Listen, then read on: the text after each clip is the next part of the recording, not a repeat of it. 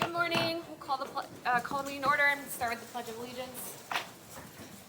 Pledge allegiance to the flag of the United States of America and to the republic for which it stands, one nation, under God, indivisible, with liberty and justice for all. We have some items on our agenda that were tabled from last meeting, and those issues have been resolved. Is there a motion to remove the assessor's reappropriation and salary ordinance amendment request from the agenda? Yes, So moved. so moved. There's a motion. Is there a second? Second, since he made the motion. Any further discussion? All those in favor say aye. Aye. All those opposed, same sign. All right, approval of the February 10th, 2026 meeting minutes. I move to approve. Second. There's a motion and a second. Any further discussion? All those in favor say aye. Aye. All those opposed, same sign. Motion carries. Legal update.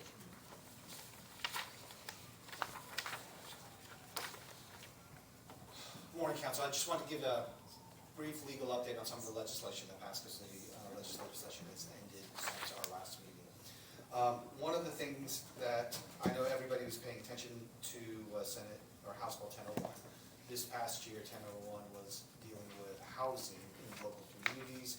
It's not the budget bill that we were worried about last year, but what started out as a very restrictive piece of legislation that was going to essentially take away the ability of local communities and counties to regulate the type of development within their communities has now changed to a very, still not a great bill, but it's going to require a lot of reporting.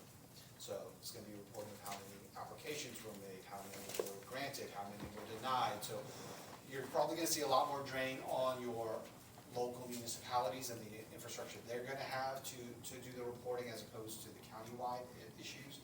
But I think that it could roll over some of the stuff that you're going to be seeing. Another one that is, I think, of big concern that we really need to take some time to really digest is going to be House Bill 1210.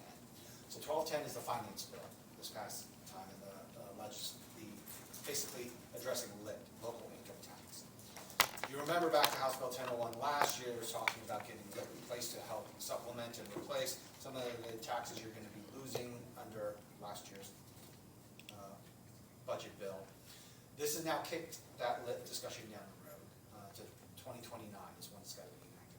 But here's the most important thing that I think comes out of this legislation that has impact to you as a county is part of what has been discussed in this new legislation in 2010 is there's a new ability for municipalities to work with counties to simply adopt a county-wide LIT number that's going to be imposed and then covers everybody's LIT concerns.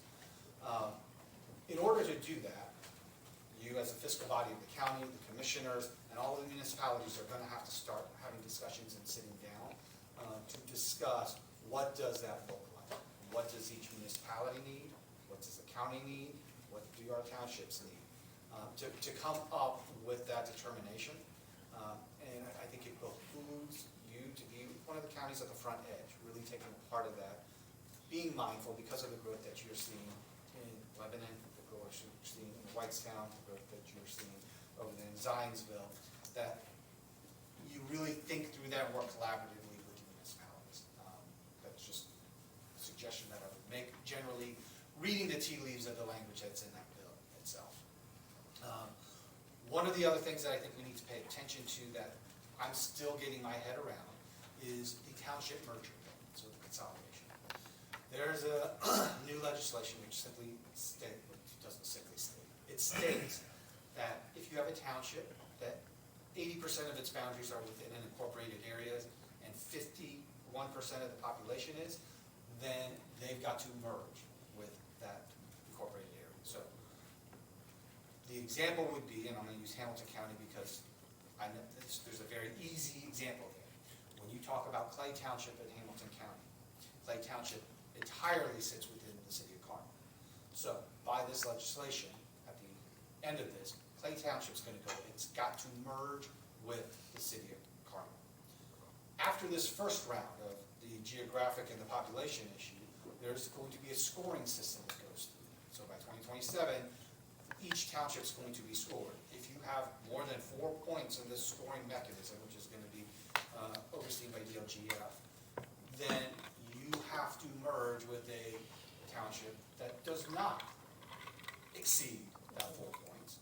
And if you don't have any townships that have it, then the county, so you guys and the commissioners, will determine what the merger is going to look like and where it's going to happen. So it's going to have lasting impacts. Trying to work through all of that, I don't have a final answer of how it's going to impact you, but it's something that we're going to have to be thinking about moving forward. Did I understand you correctly, that the councils across the state, they are the ones that get, excuse the language, get into the business of the townships and say, this is because you match these parameters here, we're going to do this for you folks? I don't know that it would be do this for you. I don't think the townships would look at it that way. I think the power is given to the counties, and it doesn't say specifically, I don't think, but I think it's gonna be a joint effort between your commissioners who are going to make that determination.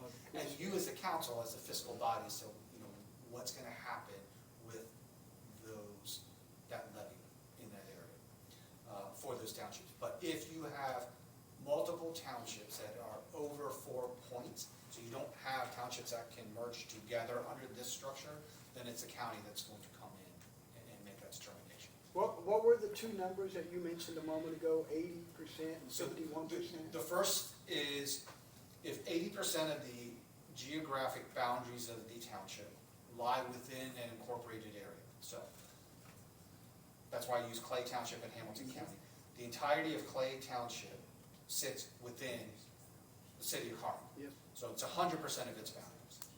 If it's up to 80%, and then over 50% of the population lives within the municipal area, so the incorporated areas of that township, then they must merge with the city.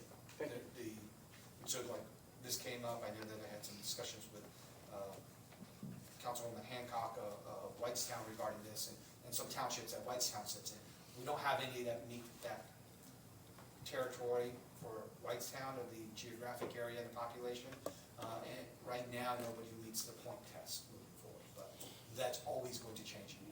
It's gonna, I think it's gonna be a piece that you have to continue to look at, but it goes back to what happens in House Bill 1210, as you look at us working with municipalities on the lit piece. I Yes. think that's the underlying. Right, and I think that's the biggest thing. So one thing to take away from this legislative session is 1210, the clear language throughout several different pieces of legislation that really seem to be pushing the thought of consolidation and streamlining of government, and then the ability of different governmental entities to work together to reach a common goal as opposed to fighting each other to try and take a bigger piece of the pie. So Jewel, on that, I know that was Representative Thompson's ideal in the first place, which, you know, we could work together more. So with this, we will. Is the 2.9% still the limit on the lit? I'm sorry. 2.9%, is that still the limit? For right now, And then, wouldn't you agree that because this is now a requirement, that prior to this change, we might have seen the taxpayer get hit with multiple lits from the different municipalities? Now they're gonna get hit with one. Well, if we choose to do it that way, let's assume that we do, would that number for just a layman probably be higher now, that we all get around a table and say, well, Zionsville, you need 1.2, the county needs 0.5, and Whitestown, you need 0.7, and all of a sudden we're at 2.9 versus the old version, which might have been less communicative, would have perhaps resulted in a smaller impact to the taxpayer. I'm just curious what your opinion is of the layman looking at it, if you can So- pretend to be a layman. I will pretend to be just a citizen Okay. of a community concerned about this legislation. And my concern would go specifically to that. Okay. If you're supposed to come up with a number that is going to cover the needs of all of the municipalities and governmental entities within the county for single lit, I could could see, depending upon how well the respective elected officials play in the same sandbox. For it, I could see most communities getting to the max. Because you're allowed in that scenario the opportunity to pass a single local income tax to cover all of the needs for all of the entities in the county. And so where you get into problems like in the old levy, while you may have seen multiple levels, so if we talk about Boone County, you may have had a local income tax for Lebanon, which they needed, let's say, 1% to cover their stuff. And then the other local income tax coming into the Lebanon residents would have been a Boone County tax. Let's say you needed 0.5. Now we're at 1.5 for those Lebanon residents. We're paying two separate taxes, but it's 1.5. Here, it may be, the hope, I think, is that it's not going to be the max, but I mean, I think that's going to take a lot of sitting down, a lot of discussion, a lot of planning, a lot of looking at what your budget is and where you're allocating money, a lot of discussion as to how municipalities are budgeting their funds and where they're putting those dollars. And so for the taxpayer, I'm going on record for this, but the taxpayer that thought they might yield a savings for the property tax reform by 2030 might be making it up and then some when they have to go pay the lit, assuming they're still earning income.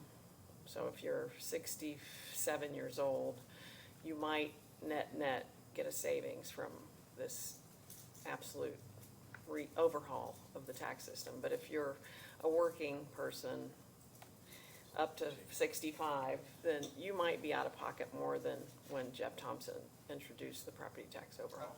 I Okay. think that's a possibility, absolutely. All right.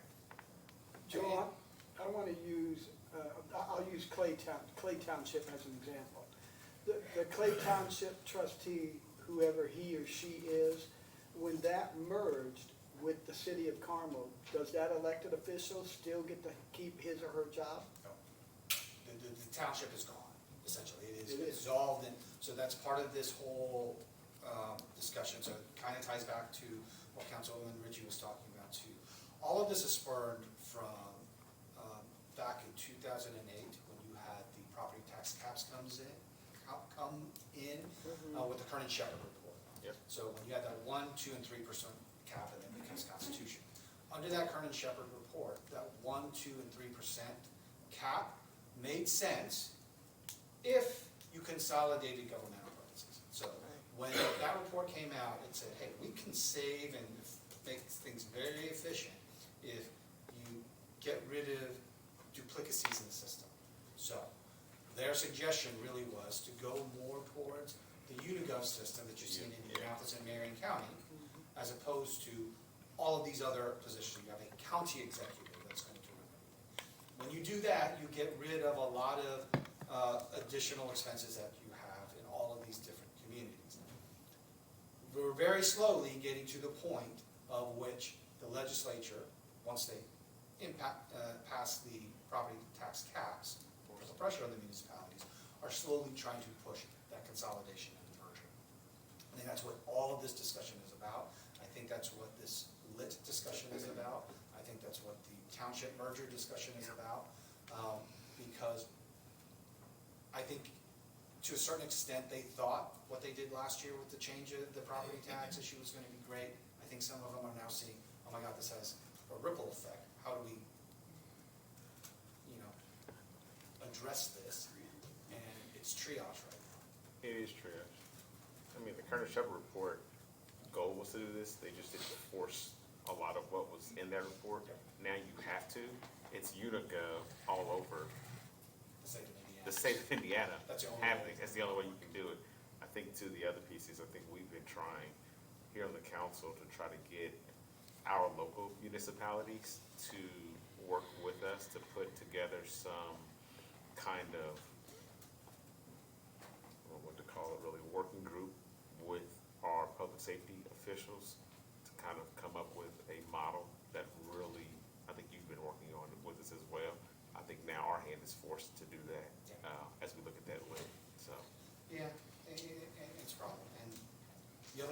that's thrown in here that I have not spent much time on, is the municipal election cycle and how that's gonna impact this. I didn't think this bill had a chance. I think a version of the bill did pass, where you're talking about towns that are 10,000 or less have to go to an even year election cycle.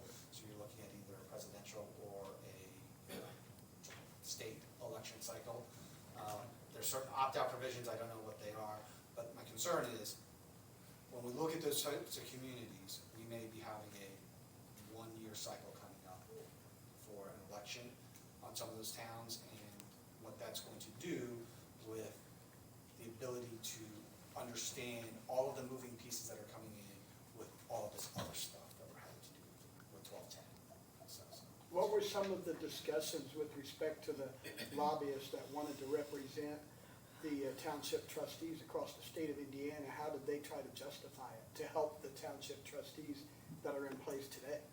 I was not part of those discussions, so I wasn't really tied to the township trustee bill very much. I paid much more attention to a few others like 1001, 1210, those sorts of bills, because those have a huge impact. With the trustee's position, it's gonna have an impact, but the avenue that the trustees lie in and the services that they provide are much more limited and restricted than the standard, what the county is expected to provide to all of its residents, or municipalities are able to provide. And so, I mean, where it's gonna get tricky is when you're talking about the fire departments, and the townships that have fire services, EMS services, things of that nature. How are we gonna deal with those sorts of situations? And I don't know that there's an answer to that. Yeah, thank you. I thought I was gonna be short. Sorry. Thank you. New business, Andrea Hatfield, Purdue Extension, 2025 Annual Report. Good morning, I'm Hannah Myers, Boone County Extension Board President. Want to again say good morning to county councilors and county commissioners in the room and watching online. First, I'd like to thank you for your continued support of the educational programming that Boone County Extension offers throughout the county. It's a wide variety of programs, and we couldn't do it without the support of the county. Also want to remind you about our annual open house in conjunction with our chicken and pork chop barbecue coming up on April 11th. I believe you were given invitations at the last council meeting, and Andrea has reminders today, so be sure to RSVP for that, and we'll have a ticket saved for you. And I'd like to just quickly introduce our educators. Pandora Taylor is our Health and Human Sciences educator. She could not be with us this morning, but Stephanie Gay is here as our 4-H Youth Development educator, and then Andrea Hatfield, the Ag and Natural Resources and Community Development educator, and she is our County Extension Director, so I'll turn it over to her. Thank you, Hannah. Hello, my name is Andrea Hatfield. I am here to representing Purdue Extension today. Hopefully you've all seen me here before. We just wanted to take this opportunity to do kind of an annual report sharing. We do that a little bit differently because we have our annual meeting, our annual open house coming up in April, but we also want to highlight just a few of our programs. And we do that by inviting someone who is either a partner in one of those programs or someone who's benefited from the program. So I would like to take this moment to introduce you to Michelle Hyde Thomas, who is the founder of our Early Learning Coalition here in Boone County. Hi, good morning. Thank you for having me this morning. It's been quite a while. I was in state government for many years and used to have to testify for our legislature. It's been many years since I've done that, so I'm a little rusty. I'm really thankful that you invited me today, Andrea, because I'm thrilled to talk about not only what the Extension has done for the Early Learning Coalition, but also what you do for the community at large. So just a little bit about myself. I've been away from Lebanon for several decades. I'm a graduate of Lebanon High School. I won't tell you what year. When I left, it's a common story that we hear from this county. I went to Purdue and said, I'm out. There's nothing that town can offer me. I'm going to go do my own thing. And so while my 30-year career in early learning policy and program development took me away from Boone County for several decades, I've truly never left. I've maintained many relationships here, people that I've been friends with since I was 10 years old. And 3 years ago, life changes. I saw what was happening in Boone County, and it's always felt like home to me, so 3 years ago I made the decision to move back. And a big reason that I wanted to return was I wanted to give back to the community that launched me. You know, I've been very fortunate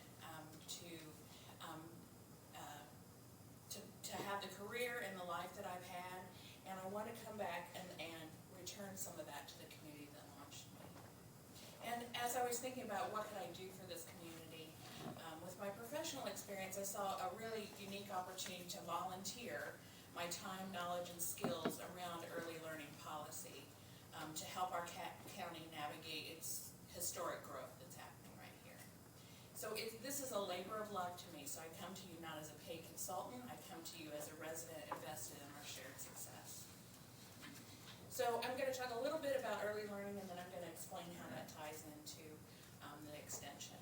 So we often think of infrastructure as roads, water, and power, but for a growing community, high quality, and I'm going to say this word several times, affordable learning and childcare is a critical piece of that foundation. So I want you to consider this. 85 to 90% of a human being's brain development happens between the ages of 0 and 5. And if we want a productive future workforce and a thriving community, we've got to start at the very beginning. I started my career as a therapist for children in foster care, and I worked with a lot of teens, and I took some time off to go work at the Eli Lilly Bright Horizons Early Learning Center as a way to like decompress, and that's where I realized the light bulb went off. This is when you have to start. So in addition to wanting to build a productive workforce, families need access to safe, affordable, I'm saying that word again, care so they can participate in the local economy.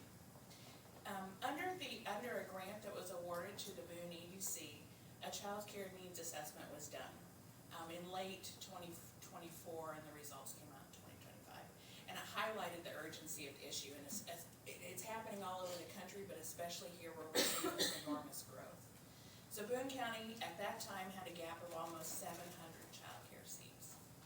And some of you have probably heard about a recent closure of a child care center in Lebanon that was high quality, and so I'm assuming that has had an impact on those numbers. The average cost of child care for a family is $11,232 a year. Significantly higher than a state average.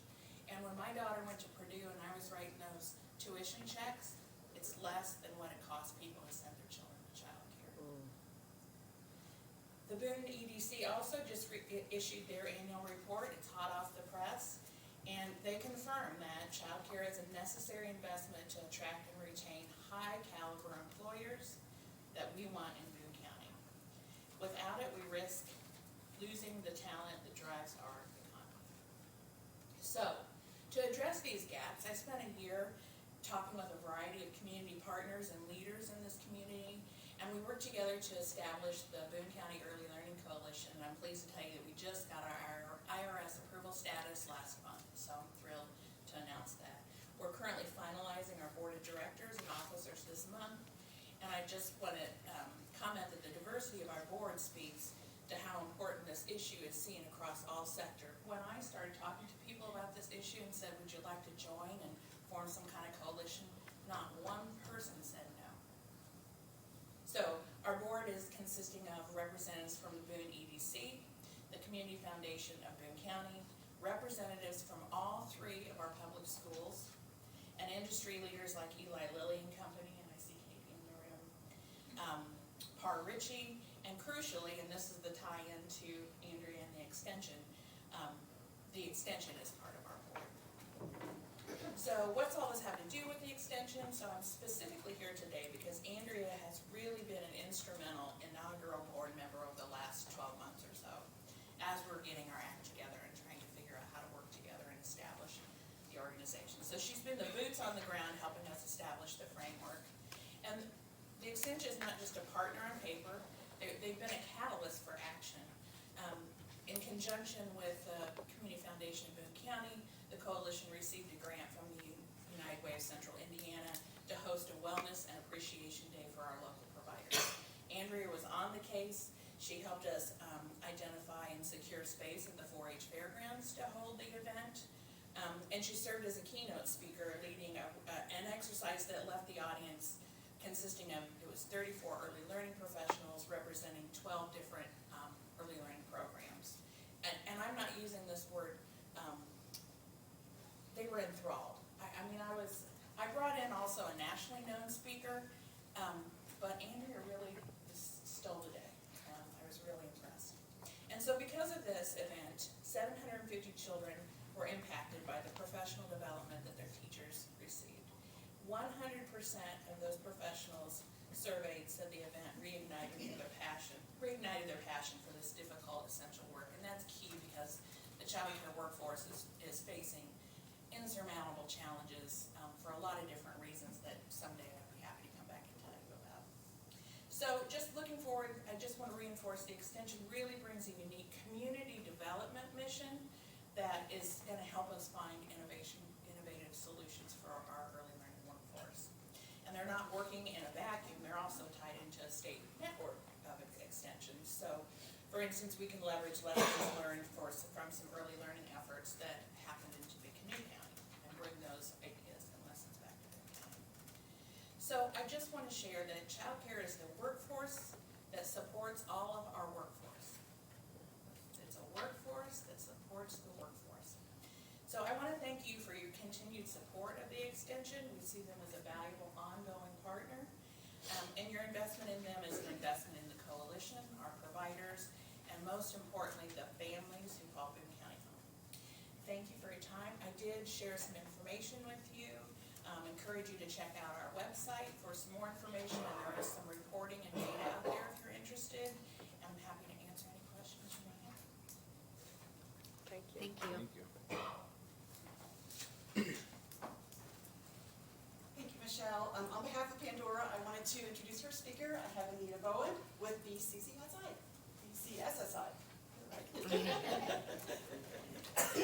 Good morning, Council. Anita Bowen, Boone County Senior Services, which we like to go by BCSSI, and Boone Area Transit System. We do a lot of programming in this community for older adults. And instead of us recreating the wheel, we are grateful and honored to be in a strong partnership for several years with Purdue Extension, Boone County. So I want to highlight a couple of recent things that we've done in partnership with Purdue Extension. We recently hosted a Lunch and Learn series. So if you're over age 60, you can come to BCSSI, both our location here in Lebanon and our location in Zionsville, for programming at lunch, or now we started offering some programs at brunch. And that includes a free meal, and it also includes a program. And so the series that we did with Pandora was really all related to food and nutrition. We did a session on food budgeting and meal planning, important for people as costs have gone up and how they can maybe save a little in their food budget by doing some different things in their meal planning. We also talked about freezer meals. As many of our older adults are living alone, they could prepare some extra food, freeze it, and have it later.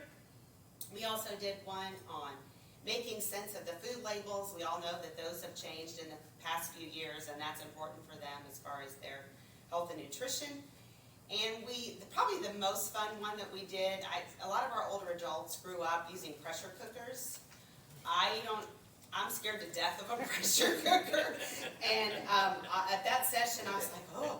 But it was really kind of nostalgic for them, I think. Brought back a lot of memories of mom or dad or aunt, grandma, whoever, making green beans in the pressure cooker and potatoes. And so it was super fun.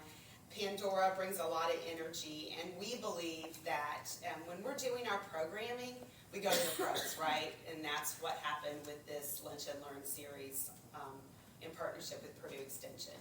The second thing that I want to highlight is our Matter of Balance classes that we've done a number of times. It's my favorite program that Purdue Extension does, not because it's as fun as food and nutrition and learning to use a pressure cooker, but because of what it does for people to live their best quality of life safely. So Matter of Balance is an evidence-based program. If you look it up, you will see that it gets rave reviews. It has been highly vetted by the National Council on Aging, and it is specifically in place to reduce the fear of falling. And so what this program does is really to take small groups of older adults, 8 to 12 people at a time, and help them learn ways by improving their physical ability to not be afraid of falling, because sometimes that fear of falling is what causes you to do it, and you shuffle or you make decisions when you're walking. And as none of us in this room are immune to aging, so as we're all aging, we have just been honored to be able to do Matter of Balance at BCSSI a number of times, and it is thanks to Purdue Extension Boone County and your support of pouring into their work. Last fall, we hosted 2 groups, so several people graduated. Like I said, we had about 12 people in each class. They saw great commitment and had a successful graduation ceremony. All in all, these programs are really helping our community age well, and we're grateful for what you do to support Purdue Extension Boone County, because it's a ripple effect on how it supports organizations such as BCSSI. So thank you for what you do. We are grateful. Thank you. Good morning, my name is Stephanie Day. I am the 4-H educator here in Boone County, so I oversee the 4-H program. And today I have Brooklyn Albertson. She is a graduating senior this year and in her final year of 4-H, so she's going to tell you a little bit about her experience in the program.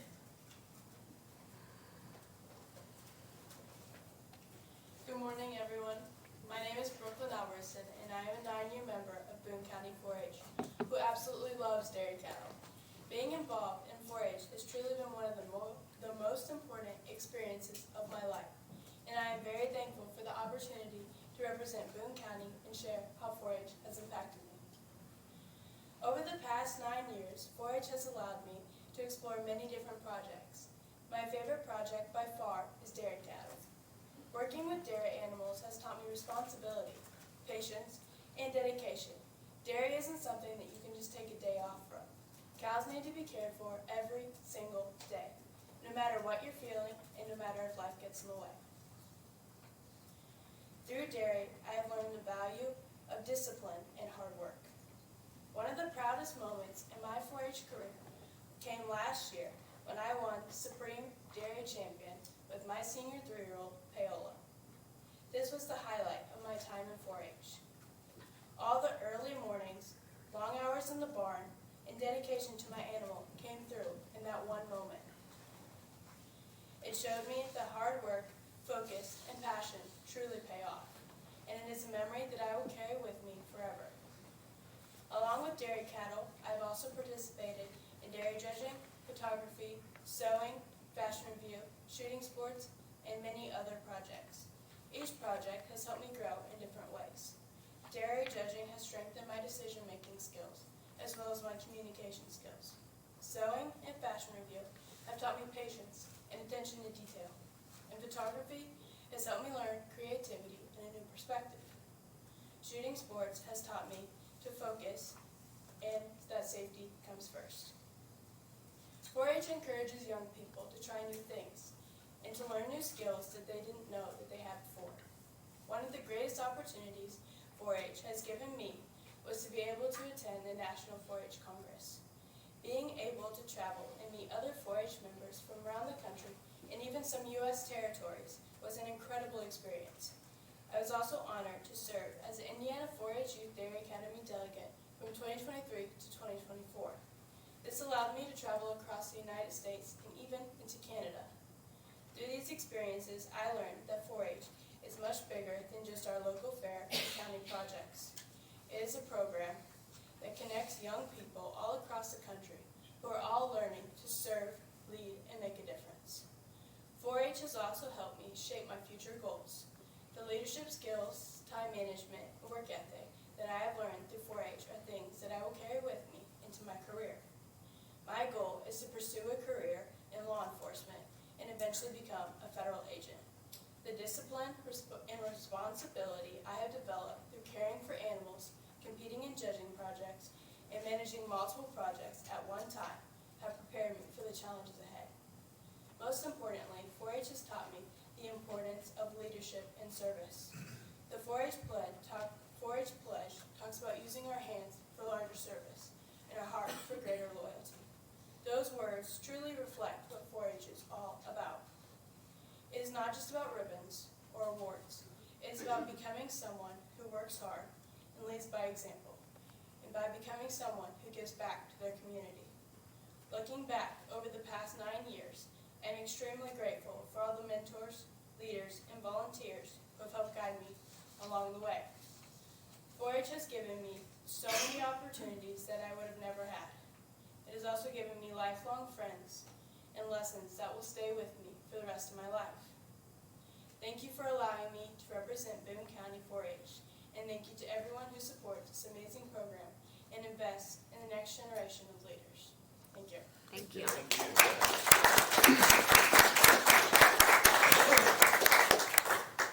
It's always hard to be the one that follows through the wonderful youth. They do such an amazing job. But thank you again for all your support, and for anyone who wants to help support the 4-H program. I do have other flyers here about our fundraiser that's coming up April 11th.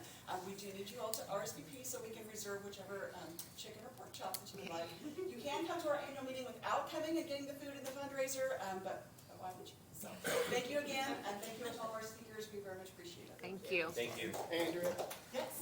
with great compliments when Michelle made the comment that she was in awe of your ability to get up and speak and get the crowd involved. It gives me great confidence that Boone County Extension Office, of course I already knew this, is in great hands. When I came on board 9 years ago, the Boone County Extension Office to me was an area where all they did was once a year the 4-H fair is all that it involved. And then as a council member and the liaison with the Boone County Extension Office, I learned so much more that office offers to the community. And we as citizens here in Boone County, Indiana, get to take advantage of those, and it's pretty evident that you're able to go out and create this wonderful team that you have to get behind you and ensure that Boone County Extension Office is the #1 extension office in the state. So I applaud you, and I'm sure all of us and the audience does too. And to you, young lady, that when you grow up and become a federal agent, I want to be the first one to say, I knew you when. So congratulations, and good work on your hard goals, and just keep that foot forward and go get it and become that federal agent, because you're going to Hopefully it's not when she's arresting you. I've never been in jail, and I'm not going. Thank you, Kevin. I appreciate the compliments, but honestly, without the team that we have, the supporters, the volunteers, all the support, we would never be able to make this happen. So we are very thankful for everyone that is helping behind the scenes. So thank you. Thank you. Thank you. Health Department, oh, sorry. Can I throw a Yep. kudos out also? Andrea, Stephanie, thank you guys for what you do. I know 4-H was a huge part of my life growing up and played a big role at where I'm at today. Miss Brooklyn, I think something that I would maybe add to that conversation, just for, to make it a little more impressive, that when you were saying you were walking around a 3-year-old senior cow, that's probably 1,600-pound animal. That a cow show is essentially a beauty show for cows, right? And there is a lot of time and energy that goes into that, and definitely great lessons learned. I'm done. Okay. Health Department Annual Report. Thank you. She sent that in an email to you guys, so it was just an acknowledgement. She's unable to be here this Oh, morning. yeah, okay. I was just here if you had any questions. Yeah. Okay. Anybody had any questions? No. Otherwise, you had it here. Does anyone have any questions? No, good job. No? Thank you. Okay, thank you. Highway Department Annual Report. Follow that, Mike. Say something. I bet If you can match the timing of the health department report, we'll give you a bonus. Maybe somewhere in the You match the extension You get a report. bonus. Can you give us an intro for you? Nick Parr. Man, I'm so used to Nick Parr, Boone County Still Highway. Nick Parr. Now he has a new title. Administration, but I was There you go, new title. doing this for the highway department, so I can be Nick Parr, formerly of the highway department. Is that right? So you said Nick Park, we're gonna have it probably? Yeah, Nick Parr, County Highway Department, see, it's right there. So the annual report was part of the requirements when I was director of the highway department, and Debbie wanted me to do this again because she wanted to hear it again from the commissioners meeting a few weeks ago, so special request. I couldn't sleep last night just waiting. So I don't need to repeat everything that's in here. I can provide this electronically, but our goal, still our vision, is to help the users of the transportation system to get to their destination safely. 2025, so I'd like to provide details on what we did with the money that was appropriated that we asked for during the budget cycle. So a lot of different road preservation projects and maintaining our roads, one of our greatest assets that we have as far as costs go, to keep these in good shape. Projects, so we do a lot of stuff internally with our staff, and we also have a lot of projects that we extend our staff by using contractors, putting together bid documents, letting projects. A lot of this is that type of work that we don't do with our own staff, but it's all happening at the same time throughout the year because of the good weather days that we have and the materials and equipment it takes to do this work. So other things I wanted to make sure I highlighted, we've always talked about a lot of road preservation items and the cost of those and the value of doing road preservation. We've added in the last few years a lot of the bridge preservations. We have about 196 bridges, so anything that's longer than 20 feet is considered a bridge. That's as you drive across it. So we started doing a lot more preservation. These bridges don't deteriorate as fast, but they last a lot longer than the roads, but they're also a lot more expensive than roads to repair or replace. The things that we can do on low cost, we've been washing the bridges, trying to get all the materials and debris off of the bridges, also getting the everything out of the drains, the salt, anything else that's been applied to the bridges for de-icing. One of the things that's important, I put a picture there of debris that gets caught in a channel. You don't really notice as you drive across, but that can cause a significant issue with the bridge long term. So it can cause undermining underneath the abutments or down in the channel. When the water then gets up and around that, it has more pressure.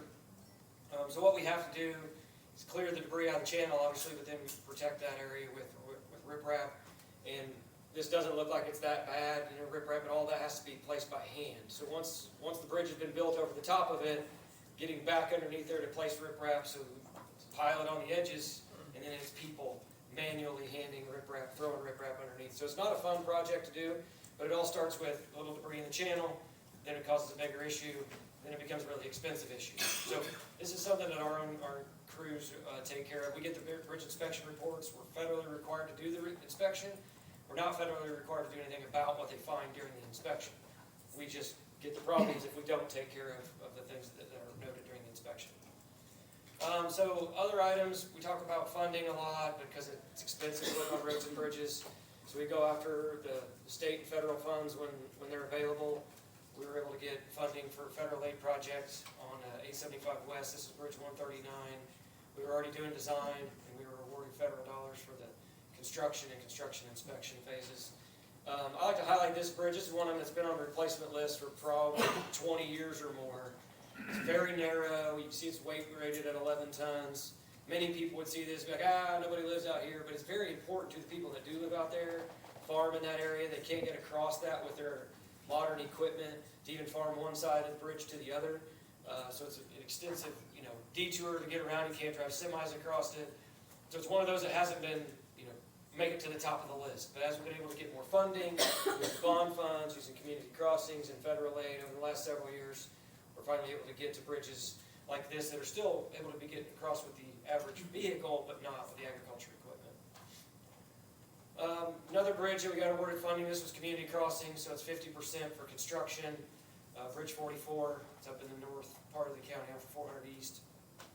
We already have that bridge completed with a rehabilitation project. We were also awarded funding for a small structure on Pine View Drive. This one had a cul-de-sac on the end of about 10 or 12 homes that were completely restricted while this project had to be done. There was already holes in the edges of the road, so we had to do build a run around it so traffic could maintain project, but it's already been completed. Another project we were awarded, small structure funding late in the year on 1000 East, north of 32, that we were awarded 50% construction dollars. And another community crossings project, this one just closed yesterday, or was scheduled to close yesterday. It's on what is known locally as Pittsboro Road, or 11 Pittsboro Blacktop. It's 25 west, south of 400 south. This gets a lot of traffic, and it has these concrete walls protruding up from the edges of the shoulder there, constantly getting hit. It's a main route for traffic coming from Hendricks County. And there's a lot of connector roads that this has probably seen it double in traffic in probably the last 8 or 10 years, just because of the amount of development that has occurred. Another projects, so kind of listed for 2025 that were completed. More bridge projects, more small structures. A lot of the small structure replacement projects were funded with ARP funds. So another funding source, we try to maximize everything possible to get these infrastructure projects completed. So you didn't try to memorize the last slide, you know, what's going on, where's it at. This is kind of geographically where everything's located, a variety of locations around the county. Don't expect everybody to remember that, but for the purpose of looking at a list versus, you know, where it is, these issues exist everywhere throughout the county. It's not in one isolated area.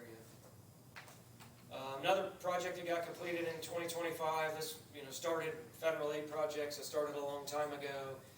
You know, back in 2020, 2021, we're doing a local road safety plan. We're seeing where all of our crashes are caused.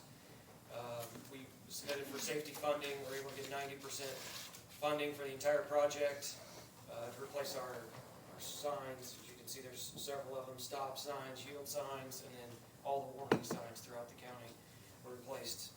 Just finished up.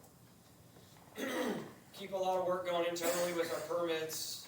This is just because of the growing county situation that we keep hearing about. We get it at the highway department probably right as soon as everything gets started with the right-of-way permits, especially. There's a lot of fiber cable being installed, a lot of electricity lines that are being reconstructed, so all that work that's going on in the right-of-way. We've had major permits with the rural broadband. There's been a lot of those. It takes a lot of oversight from our staff. Paved road conditions, so we do our annual inspection of all of our roadways. You can see over the last 4 years, we've maintained a 6.8, which is a good rating. State legislation last year passed that if you keep it above a 6, they consider that where we can adjust our MVH formula percentage. That number was found by the state legislature as being a good number to target. There's a lot of agencies that aren't that good with their blacktop roads. We're able to keep them at that good because of the unpopular gravel roads. Those are a lot less expensive to maintain. But we didn't go several years ago and just go convert all the roads. Then you have a problem trying to maintain them all. So there's some roads that do need to be converted, some roads that may be better to stay gravel, but we've been able to use our funding to keep our blacktop roads in good condition so things aren't going the other direction or getting converted back to the gravel road. Work orders, these are all internal, like calls for service, anybody that contacts our department, any of our guys that find anything along the roadway that they're working on that they need to pass along as a work order. This is all kind of how they're broke down. You can see kind of a different pie shape there. We've been working for years to get the drainage work orders reduced and being more proactive. Signs, you still have 34% of your work orders are signs. Well, a lot of those signs were due to the object markers that weren't part of the federal aid project. We went and made a concerted effort to replace a lot of object marker signs, which are the signs that are along where you see a concrete wall or something that's a hazard you need to warn a motorist of. So 2026, what we're planning to do, I'm not going to run through all of these things, but a lot of, we submit you a 5-year plan at budget time for what we intend to do, what our goals are, and as far as dollars are considered, and this is, what that breaks down to and what we're actually going to do on roads and with our own staff, a lot of different projects, and also using contractors. This is great. I don't know if next year or at some point, can we just do a year over year just to see how we're progressing on these? Just, how you're doing the treatment and the length, like, hey, in 2026, this is the planned project, but in 25, for single chip and seal, we did, 5.8 miles. CMA, Yeah. it'll kind of give us the projection. Yeah, so if I can do a year to year, we can see what we did. So this is what we did in 25. I can take each of these and go, 24 we did this, 25 we did this, and see, and I'm like, okay. And they kind of a column like, Mhm. we're getting better or we're getting worse. Yep. It actually helps us, I think, in budget planning as well. Like, Yeah, so in what we're doing and where we're doing it, a lot of things depend on, the condition of the roadway, what our pace of road inventory comes back. And then when you're starting to see that year over year on the graph, you can see how we were in 2017 and how we were able to improve it, and then we've been able to maintain it from 22 through 25. As far as the ratings go, Yeah. that's not each individual treatment. Right. But those vary depending on what road we're treating and what the road needs when we do and I know in our liaison conversations, a lot of that focuses on, if you invest the money now, it helps prolong, Yep. and plus from a maintenance standpoint. That's correct. So the microsurfacing, that's relatively new, correct? It's been around for decades, probably Okay, but 30 we just or started more using years. it, what's the benefits of that? Microsurfacing is at a similar time of a treatment as a chip and seal. It's kind of a similar surface treatment. It's a thin layer that is put on top of an existing hot mix asphalt road. So you're sealing the cracks, putting a new wearing surface on it. It's done with specialized equipment, so it has cement mixture, asphalt emulsion, some smaller rocks, and it's put down and then hardens. Similar to what a chip and seal, about the same timing as a chip and seal. The differences are that you don't have the oil, then rocks on top of it. With the chip and seal, you'll get a little bit of looser rock when you first put it down. And then as it continues to wear, it may wear and last longer than a microsurfacing. But it also is more expensive than a chip and seal, and it falls apart differently. So it wears differently, where you get, the edges start raveling and coming off of it, where a chip and seal then start what they call bleeding, or it looks like it's getting real black on the surface. So it's pretty similar treatment, but a microsurfacing will work better where you have slower moving traffic, where a chip and seal, if you have slower moving traffic, it gets really hot, it'll track it, and it'll make the black streaks where it turns off that. So it's a similar process. We can do chip and seal internally. We have the equipment to do that. Microsurfacing is a subcontractor. Okay. It's two different purposes, like two different treatments. Thank you. And just for clarity, the conversion of the 6.21 miles is gravel road conversion. Correct. I just want to point out, there are folks who want gravel road conversions. There are others who do not. We're in an email thread going back and forth. There are folks who want, just to go on the record, there are folks who want gravel road conversions.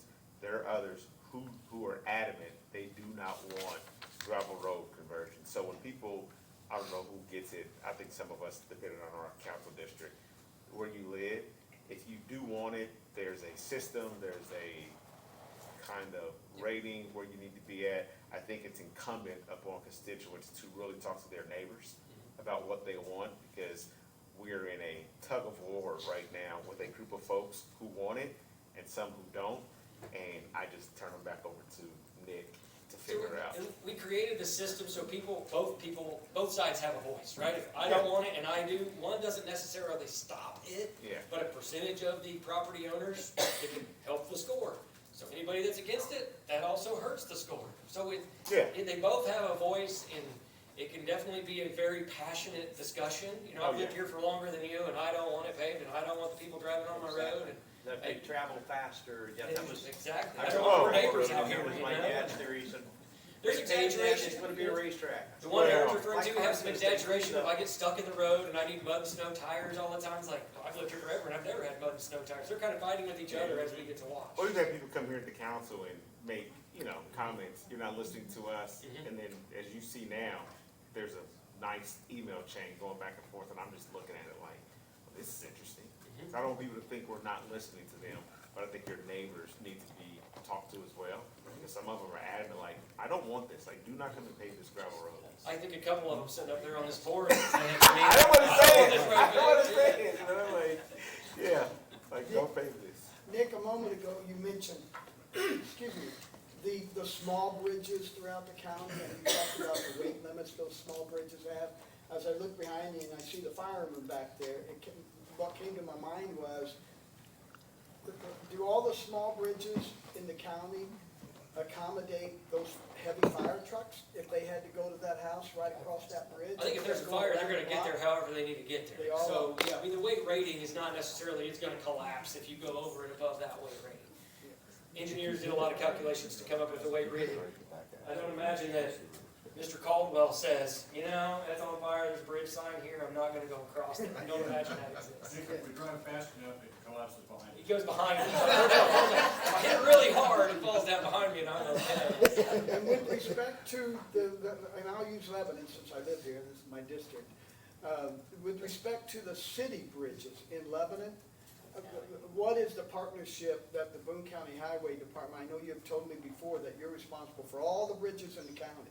What's the partnership you have with Lebanon, and Whitestown, Scienceville, Advance, Thorntown, all those municipalities? So the bridge is anything longer than 20 feet as you drive across it. So some may look like a bridge that aren't. So we're just gonna talk about just those. The county is responsible in the cities and towns.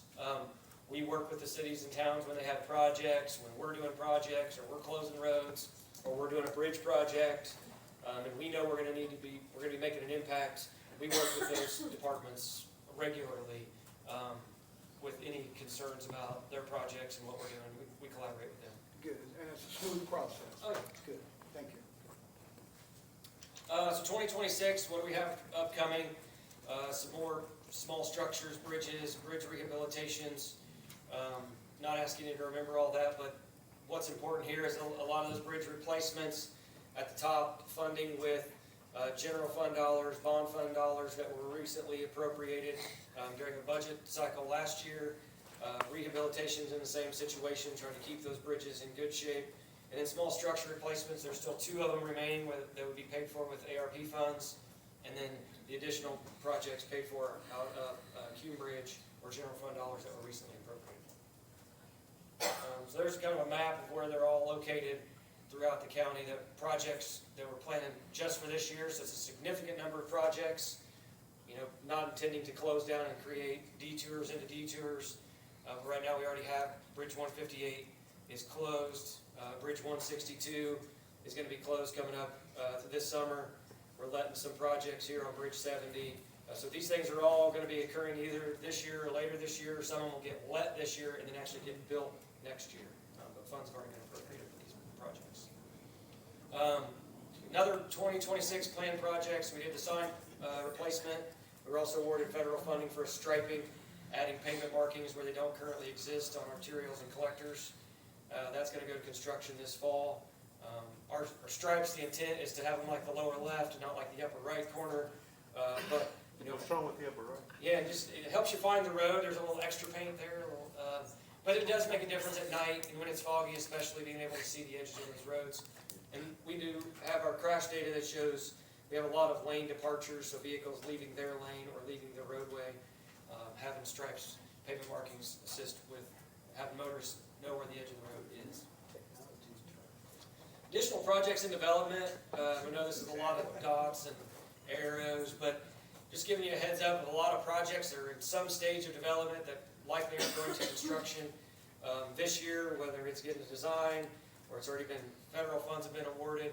There's a lot of ongoing projects that our projects team is handling at the Highway Department. Some of these will be future budgeted items. Some of them already been funded with bond funds, and some have already been awarded federal funds or community crossing dollars. So the mission at the Highway Department is to eliminate the fatal and serious injuries resulting from traffic crashes. We make decisions based on their ability to reach 0 deaths on our transportation system. That's how we get to, first its condition. You guys find what we have, what is its condition, what does it need. We always got to take which one has a safety risk. So those concrete walls sticking up on the sides are just as big of a risk as something that's in poor condition that you can't even see underneath. So we constantly look at those things, trying to find a way to fund them and get them designed and get them built. We shorten that to say, let's just get everybody home safe. That was it. It would have been shorter. Except for questions. Any other questions? No. With those higher ratings that you showed us every year, do those higher ratings, and I'm sure they do, lower the insurance cost? Insurance for who and for what? So maybe you could elaborate. Let's assume for a moment I'm driving down the road and I hit it and I wanna sue you guys because that, high concrete wall there was not high enough and it allowed me to go down into the ditch and I get hurt, real bad, I get hurt. And I wanna sue you guys. Then the insurance company says, okay, we're gonna take care of you, Mr. Van Horn, all your medical bills, and we're gonna compensate you. So when that happens, when that happens, the next year, my guess would be, oh, wait a minute, you had a couple claims, we're gonna raise your insurance rates. So when the insurance company comes out and says, oh, you've done a lot to make this a lot safer throughout Boone County, Indiana, for the citizens, we're gonna lower your premiums. Insurance does look at utilization when they're structuring rates. But most of the activities that we've had in Boone County, as far as lawsuits, have been related to signage. Wouldn't you agree? To signage? Signage, yeah, not being able to see at an intersection, and most of the time, Boone County's not being found guilty of that. But, because when a sign's knocked down at night, it's not, we can't know that immediately and replace that sign. I thought you were going with, does your insurance go down because there's been less crashes, so you paying insurance? That was You know what the county would pay for insurance to protect them. It's a great question, I don't have the answer. Dan probably does. I'll talk Thank to you. him about that. If the council is okay with this, can we have Jim Caldwell with Advanced Fire Department go before we discuss budget workshop dates? Sure. Okay, Jim? Presentation. Joe, come on up here. I'm Jim Caldwell, Chief Advanced Volunteer Fire Department. I'm with Joe Weeder, he's Chief of Jamestown Volunteer Fire Department. We should have Thorntown here, but he's not available. The problems is, with the volunteer fire departments used to be, handy the hose, use some common sense. Not true anymore. It takes hundreds of hours of training just to be a basic firefighter. Then it takes more training to be an EMT. Then you can go on. Some of my guys have 2 and 3 pages of training. But the problem with that is, like right now, I'm 78 years old and I can't be replaced. Not because there's not somebody that can do it. Nobody wants to do it because there's no money. Nobody will do what I do for nothing. I've been doing it for too many years for nothing. And now we need to have somebody get some more money to help us pay for this. Ultimate goal would be $300,000, but I don't expect it. But expect for, when we talk about lit money and the negotiations on lit and different things like that, what can you do to help us? I'll take anything you can get to me. Slide, next slide. One of the problems is, this is a house fire we had outside Advance. The guy that lived there I've known my whole life. My guys went in that fire, there were oxygen bottles exploding, they went in, put the fire out anyhow. They searched for the man, found him deceased. They didn't stop, they didn't get paid. That's what the house looked like the next morning, rekindled. Next one. This is an accident on 74, we worked with Jamestown. There was a little 6-year-old boy and a 2-year-old boy, and mother were killed. After that, you can tell we had to do critical stress debriefing because my guys, it unscrews their heads pretty badly. There's a lot of stress involved in that. And what happens with this one, with the critical distress, I didn't lose any guys on this one. Next one up. Same accident. But this one's on 32. 2 semis hit head on. Both drivers were burnt, and we had to fight the fire, put the fire out before we could recover the bodies. One body, both of them we had to cut out of the vehicles. The second one we had to cut out in pieces and dig them out. After that, even with critical desperation, I lost 3 guys. They quit because they couldn't stand what they had to see. Next one. This is part of that accident on 32.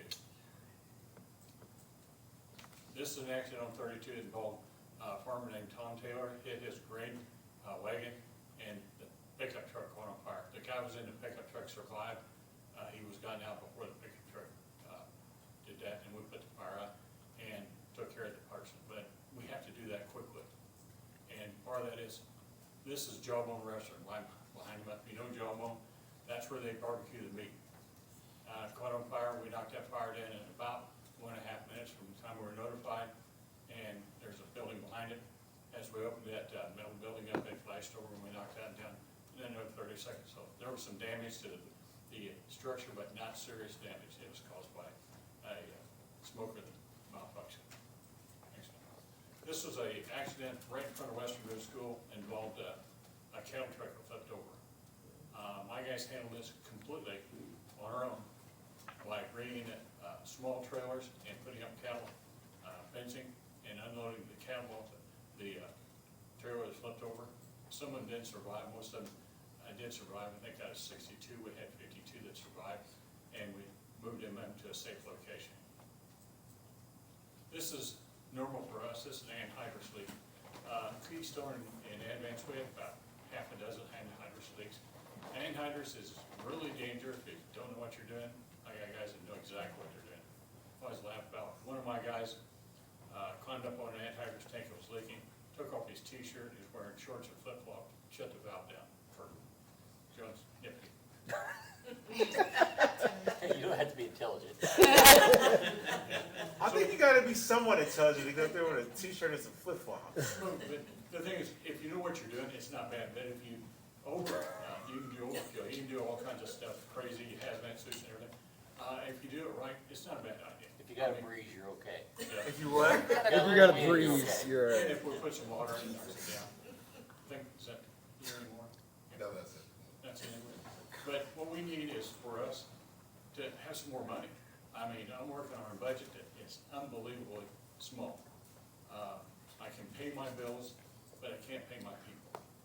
And for sure Joe's the same, aren't you? Yes, I operate off a budget of about $70,000 a year.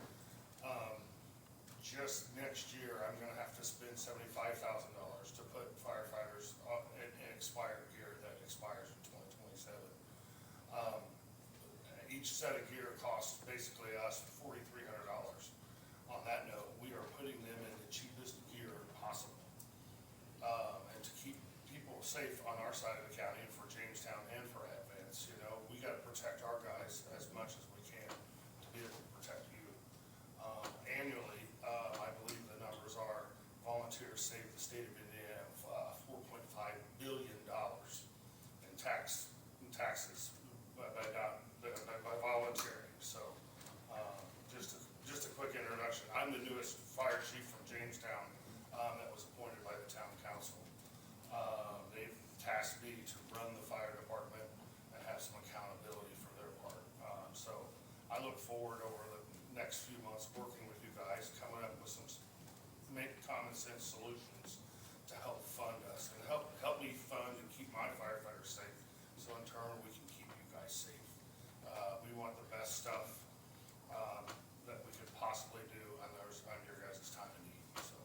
Thank you. One of the things about that is, the old belief was that volunteer firemen were a bunch of rednecks with a pickup truck and 5-gallon buckets. Not even close to true. We have to meet the same requirements and standards in any career department. We're as professional as them, we just don't have the money. We're doing what they get paid for free. After a while, the free wears out. And like I said, I lose guys because of the stress. There's other things, the trauma, PTSD, they talk about military. You want to be PTSD, watch your neighbor's kids get killed in a car accident. Watch your neighbor's house burn down and there's nothing you can do about it. That's PTSD. If you can help us, please. I need some young guys to come on that haven't been through the wars and been burned out like some of my guys are now. I'll speak up. So- I went through this for like 40 years, and when I joined, it was like Jim said, here's a hat and a coat and don't be stupid. Well, now, if somebody wants to join the volunteer fire department, you're gonna spend 2 nights a week in class for 6 months? Oh, probably at least. Yeah, just to get the first level.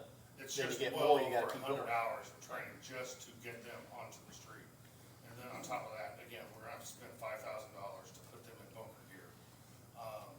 And Jamestown's in the process of maybe possibly looking at another fire truck because we've had one go down. And I'm looking at to spend close to $800,000 to buy just one truck. That's not even to put equipment on it yet, and that's another $200,000. So we're looking at $1 million to absolutely provide a service. And like I said, we are held to the same standards as an IFD, Pike Township, a Zionsville, an Avon, a Lafayette. I mean, we are held to those same standards according to the NFPA and the state.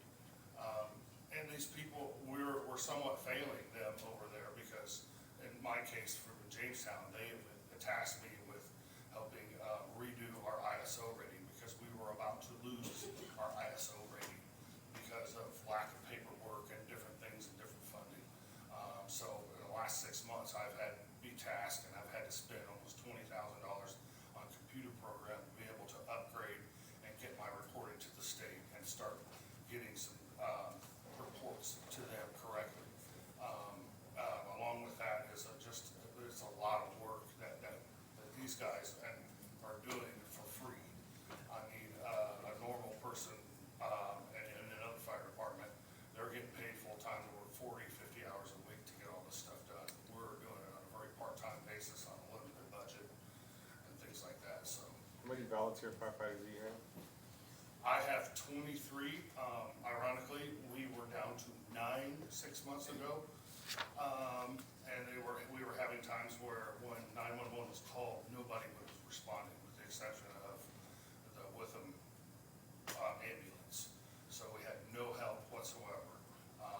In the last 6 months, I have somewhat kind of beefed up the department to a degree to bring them up, but it's hard to find. We just recently started a cadet program to help maybe start grabbing those kids right out of high school and being able to get them into the system here, get them interested in what we're doing, and help us at the same time to have a few extra hands. But recruiting's hard because it is. It's a time-consuming thing that is very intense. When I started 30 years ago in Jamestown, it was pretty much, here's your boots, here's your stuff, hey, follow me kind of thing. Now, I'm also a full-time firefighter at Zionsville, firefighter and paramedic. Now, the training is just so much, there's such a science behind it versus kind of the old school way of thinking. Just put the wet stuff on the hot stuff. There's a lot of rescue, and the more interactions we have, or more, not necessarily with fires, but with rescues and EMS and different things like that. And those programs cost money. Those programs to be able to send somebody to EMT school, or even just as what we call a first responder, is easily $400, $500, $600 a person. And when people call 911 and we show up, they expect us, they want us to be able to help them, and we want to help them. No. That's what we signed up to do. That makes sense. So- What's your annual budget?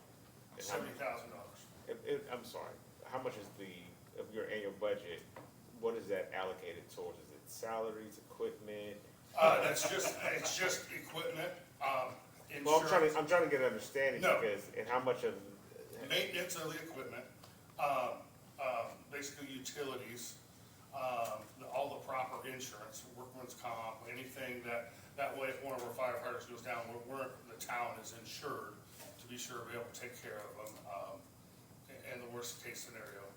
A lot of it's just trying to keep, it's a Band-Aid, trying to keep everything together. We have no capital to be able to expand on any other projects other than just keeping the doors and the light, the doors open and the lights on.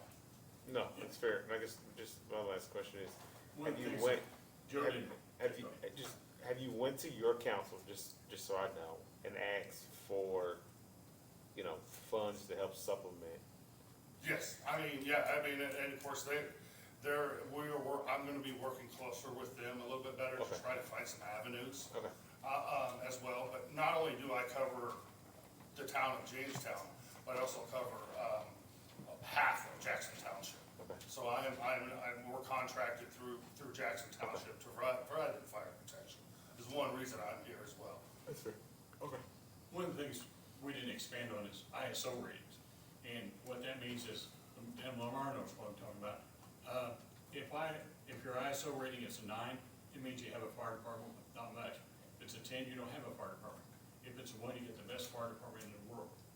And it costs a lot of money to get that 1. But in the meantime, that saves your insurance. About every level you go down from a 10 to, like I'm a 6, I probably save the insurance people in my town and surrounding area about $500 a year in insurance. Is that about right? So if I lose that rating because I can't keep my people trained and equipped properly, that hurts if it's either tax money or insurance money. Right, and ISO evaluates your response, Every your response, equipment. water systems, Yeah, it's a everything. pretty And encompassing. It's a You hard- can lose that rating pretty quickly. It's a hard grade for a volunteer fire department. Yeah. I think. I will share this, the factory in Jamestown lost their insurance because we were going to go to a 10 last July. They fortunately pulled a backdoor deal, and while we went into what's called ISO regression, and that's why I'm here for, to help to put the pieces to the puzzle today to show that we still have a fire department that's still operational. But if we do not meet each one of their requirements, which we have so far, they can drop us to a 10, and that $50 million factory that sits in Boone County will lose their insurance.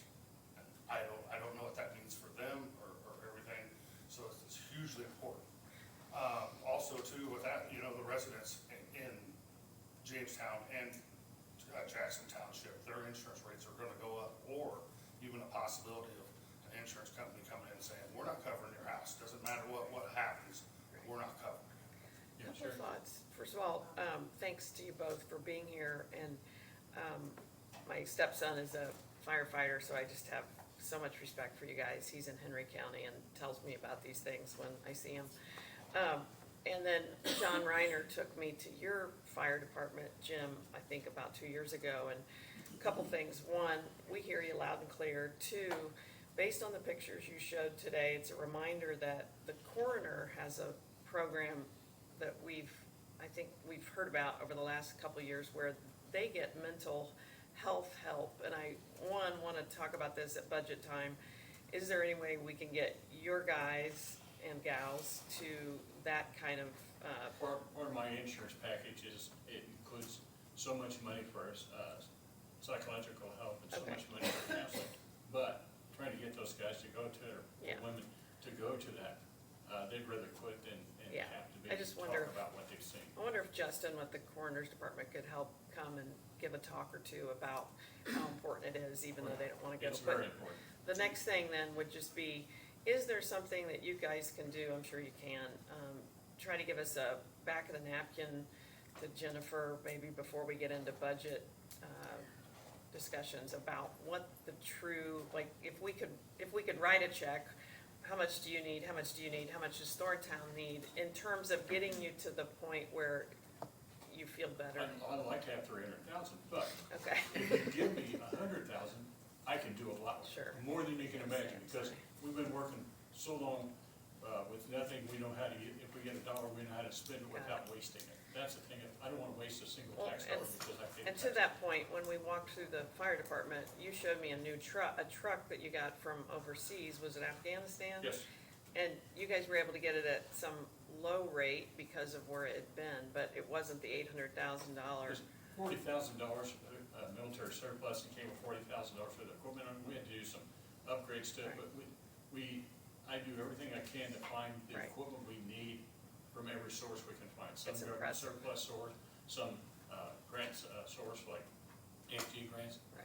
If there's a grant out there, let me know about it, I'll write it. I may not get it, but I'll write it.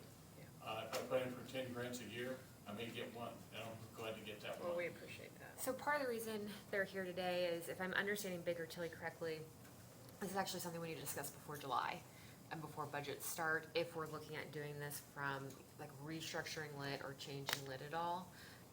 So that's one option versus it coming in a budget somewhere. And I think last year the request was from lit. Yeah. And so, my understanding is Baker Tilly said that's something that has to be, I think, approved by us by July 1st, so. Yes, if- I do know some of the numbers from lit. I think there's a possibility, and I'd have to check up the IC code, but there is a lit tax that you can post just for volunteers, just for that area. That can be, I think it's a 0.1 lit tax to a 0.05%, which is 0.01% on a $50,000 person is roughly $37 a year. In the breakdown on that is, you look at the area, and it's the buildings. You don't pay farm ground, it doesn't count for farm ground on taxes. You look at the building tax, and that's how the formula works for it. That's the way it was set up now, whether it's that way now, state legislature changes everything, it's harder to keep.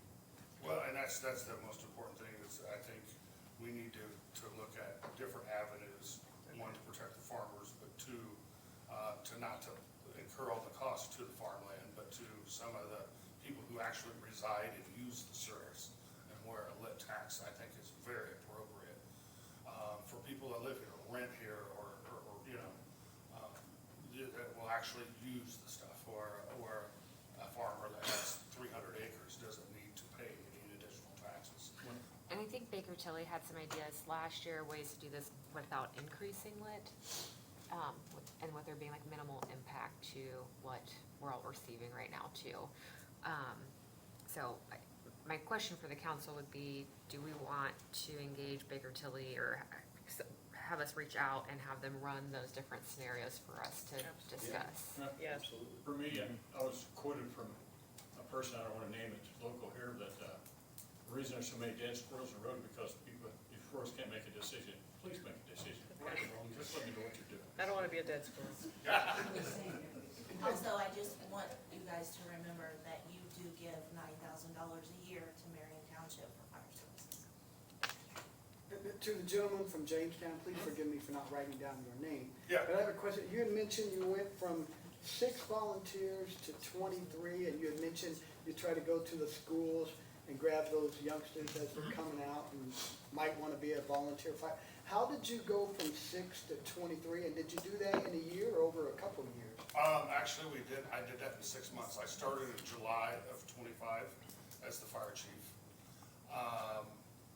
And sometimes internal politics, and we did some rearranging of the volunteer fire department. The town wanted to take, like I said, have more accountability over their fire department. So they chose to hire me, they're paying me in a part-time position. And basically wanted to run the volunteers and grab in. So I did some quick recruiting. Fortunately, I've been doing this long enough, so I was able to nab a few firefighters that were trained, ready to go. I've actually got 4 new guys that I have 1 currently in class of the 4, but I have 3 new guys that I have to send before another 100 hours of training to get them ready to go on the street. They're ready to volunteer, they're ready to go, but unfortunately, it takes time. It's not like, you know, like I said, the old days where you could just pick up the hose and say, hey, follow me. So now, for insurance purposes and liability purposes, we have to get them trained and up to par and up to speed. So, unfortunately, like I said, I was able to recruit some firefighters that were already certified and be able to get them in stuff and be able to get them on the streets immediately. It was kind of a quick fix, real quick, but we're aging, you know, too. So those guys are, some of these guys, I have 1 volunteer that's 82 years old. Yeah. Still makes some runs. He's probably forgot more than I'll ever know. But he's been serving the town of Jamestown for 60 plus years. Thank you for what you do. I was pretty impressed when I heard that number from 6 to 23. What did he do? It was kind of falling apart there, and I think it was, to put it in bed, it was more of a club than it was a service. And I think the town decided that they couldn't work with the club anymore and decided to provide a service and to have accountability for their service and stuff. So that's why I was the initial hire, to hire as a part-time, my days off, and then they brought me in to kind of help put it together. I was fortunate enough to start my career at Jamestown. I've continued on several other places, and like I said, I currently work full-time at Zionsville, and I can retire in a few years, so hopefully I'm kind of taking this and just kind of getting the ship pointed back in the right direction. Good. So we can get better public service. But, you know, my goal is to provide the best possible public safety service that we can provide on the monies, and that's why we're here today, to be able to work with you guys and try to come up with good common sense solutions that do good things and get things rolling in the right direction for western Boone County. I think we got you guys some ARP money Yes. a year ago, but that's just a drop in the bucket. Yes, I a drop. think- Didn't you guys have a fire truck that had 10-year-old tires on it originally? Mm-hmm. And that went for that, air packs. I mean, that money, we got 30,000, but it was spent on the Immediately. check in the bank. Yeah, and it's easy to find grants and stuff like that to make those large capital purchases, like a fire truck. But to revolve and keep firefighters safe, like with their gear and their training and the equipment, it needs a revolving door. We can't just always depend on going to someone and getting some charity. We need to be able to have, like I said, for my firefighters here next year, I have, and that's not all of them, but it's about 12 sets of fire gear. It's gonna end up costing me $70,000. And I have to figure out where to get $70,000. Right. And that fire gear is only good for 10 years.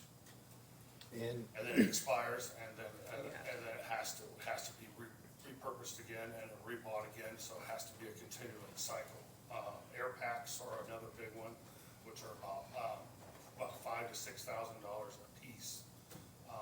Even our radios that we use to talk with the portable radios, they're about $7,000 a piece, plus programming, plus maintenance, plus the other subscriptions. Now, with society, you gotta have a subscription for everything, so you gotta maintain those, and so it's harder and harder for us to come with bare bones. I think the thing that, and I want to be cognizant of some, that we probably need to do when you bring in Baker Tilly, and Jewel, I could be a little bit out of my depth here, is what you talked about earlier this morning, is with township consolidation, because in short, most of the fire departments, you have some responsibility from trustees who are managing these townships, where trustees should, I could be wrong, but I think I know a little bit about this, because I used to work for Wayne Township trustee, and they had one of the few remaining fire departments, Wayne Township trustees, so they used to manage that budget.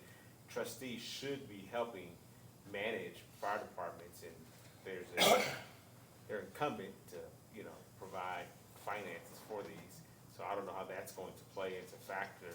It's a huge, House Bill 1, of course, is the biggest concern. Okay. The newest one, Senate Bill 270, township That's all right. consolidation, is a huge one. I How just- is that gonna affect? I'm our just, budget? that's kind of the end all be all. I think I'm a advocate with most people up here, not all. Yes, the council's here to help. I think we need to take a broader look into what Debbie said, while we help Marion as well. There's still something that's gonna be said or done, because there's a consolidation piece that's going to happen if you look at these townships and everything that goes into play. I'm gonna go back just on my own and say, all right, where are the townships and the trustees, what have they done first and foremost? Because what I don't want to happen is to be like, all right, the council, we're going to give money and or be put up on us, we need to raise taxes. Because the first thing I wanna say is, you raise your hand as a trustee, as an elected official, put the ball back right in your court and say, hey, let's look at this from a holistic approach, because that goes back into that conversation. Jewel, I may be out of my depth right here. I don't know, but I think that's some of that whole, okay. So what'd you say? Trustees can't put a levy on. They can't, but they do have the ability from a fire department stand. They also don't get that much money. I think trustees as they run fire departments. Yeah, so it all depends upon what they get in their levy, and you take a look at it and say, each is independent upon what the trustee gets in their levy, and how much is in there. But it is gonna be an analysis as to all that stuff. When we talked about 270 and the merger statutes, there's specific language in there as to those townships that provide fire services. How does that impact, and what is that gonna do? It's all part of a larger discussion that is gonna have to be dealt with in the next couple of years here, because the legislature's gonna make it, so. In my belief, I just recently was down at the State House. I actually took a 40-hour course class called the Fire Chiefs Academy through the state of Indiana.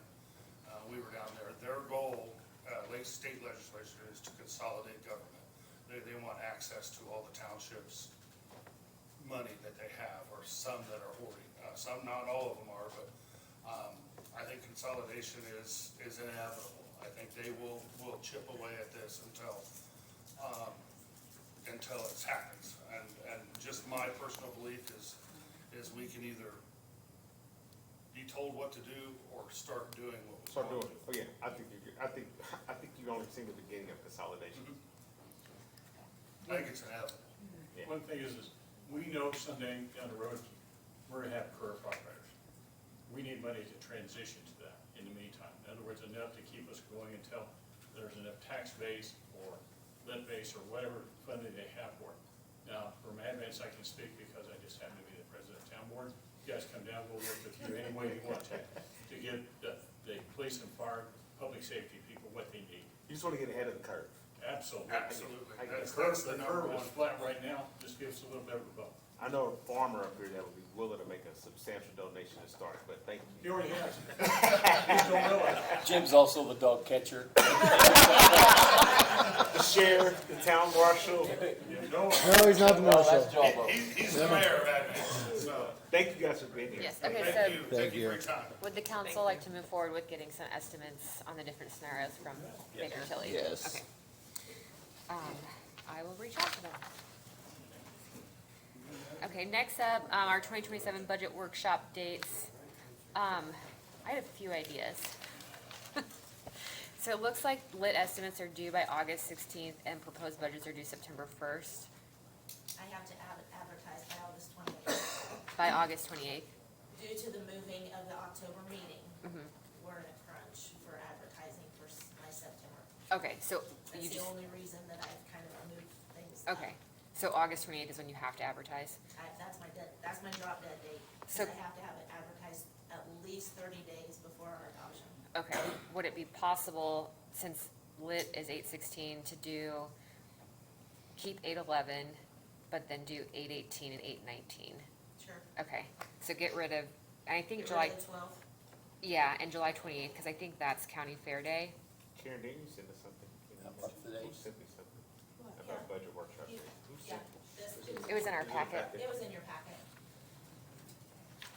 What dates did you go with? So which dates are we suggesting? So I was just suggesting 8/11 after our regular meeting, and then the following Tuesday and Wednesday, which would be 8/18 and 8/19, so we'll have the lit estimates by then. We can do similar, this, again, just an idea, similar to what we did last year, where on 8/11, we do, The remainder of the day. remainder of the day, and then kind of like those bigger budgets that are impacted by lit estimates on 8/18 and 8/19. And then perhaps at our July meeting, this can just be on our agenda, that we have a salary discussion, so that Debbie knows what to put in the Form 1s. And that necessarily may not be all day. It may just be until the discussion's over. Yeah, it can just be an agenda item, yeah. So we're scratching the 12th and using 8/18 and 8/19. Correct. If that's what everyone would like to do. It's just a suggestion. And scratching 28th, right? Yes, and scratching the 28th. Would it be possible to have, just another thought, would it be possible to have Form 1s due by July 24th? So then we have 2 weeks to meet with, Actually, I will have, tentatively right now, depending on my, IT guy. My plan is, not you. Different IT guy. My plan is to pull reports July 1, have them to the departments so that the Form 1s are back to us on the 10th. Books will be made that next week, and Oh, we perfect. should have them put together for the meeting on the 28th. oh, perfect, wait, on July 28th? Yeah. Are we doing that meeting? Well, Oh, okay. that's why it was on there, but Okay. it doesn't I mean, I- it can just be part of the, council meeting, and you guys can have your books. Okay, Let me just, so are we having a meeting on the 28th? I don't know if we need it. We could just have our regular meeting and then the 3 in Add August. it as an agenda item. Yeah, and if you have books by, is it 7:15? I know we moved it because of 4th of July. 7:14, then that gives us, I think it's 3 weeks to have our liaison meetings before our first budget workshop. So first meeting is gonna be on August the 11th. Yes, that's after our regular meeting. And then we're good with September 9th and 10th, if needed. Yeah.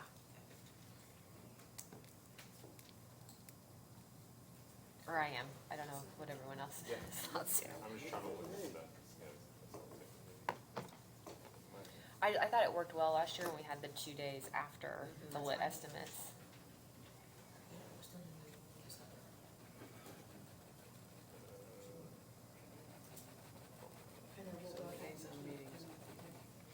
Between our July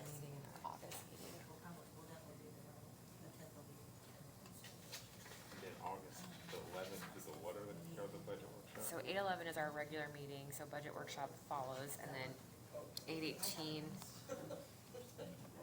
8/19. 8/18 and 8/19, because the last day for them to submit lit estimates is 8/16, so we should have them by 8/18 and 8/19.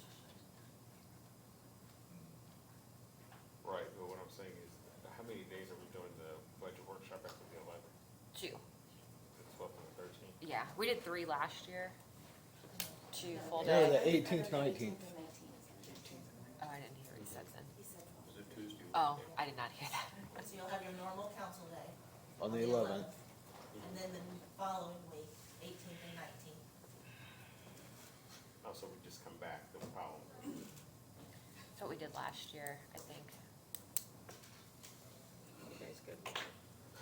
How long do you think is it all, you think it's gonna be all day? Well, September 9th, I would imagine all day. September 10th is I'm as sorry, needed. I'm back to August. Oh, jeez. Yeah, August 18th. And 19th, all of that, guess what I figured, all day. August 11th, I don't think will be all day. You don't, that's what I'm saying. No. I just gotta, I'm like, if I'm gonna Yeah. block all day, I need to know. August 11th, I don't think we'll be out of here before noon. Oh, okay. Guaranteed.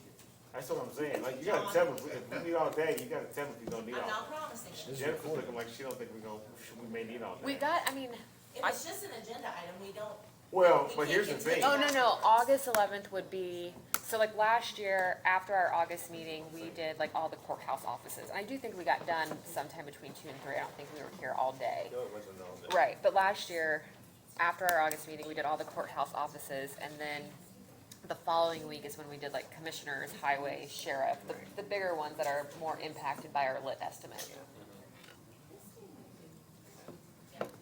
I remember last year we burned through them, we were rolling. Yeah. So are we gonna film maybe all day for the 11th? Yeah, I mean, 'cause I need to reserve the room and all that. I would. I think we reserve it and hope that we can, Yeah, Assume exactly. Yeah. all day, we might get done sooner. yeah.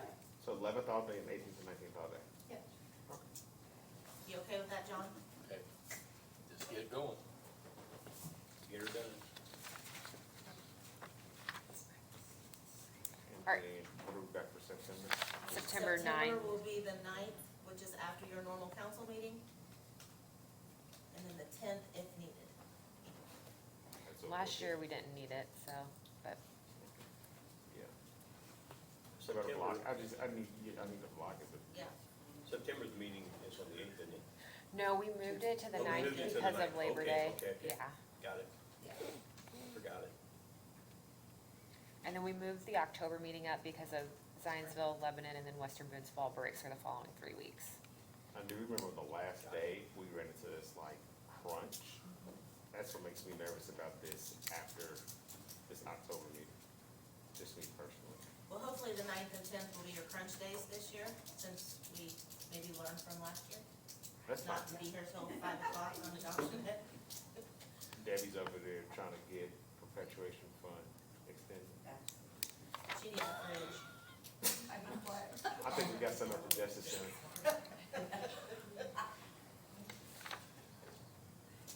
So 9th and 10th. What do we move in September? The meeting. The meeting from, because of Labor Day, so it was moved from the 8th to the 9th.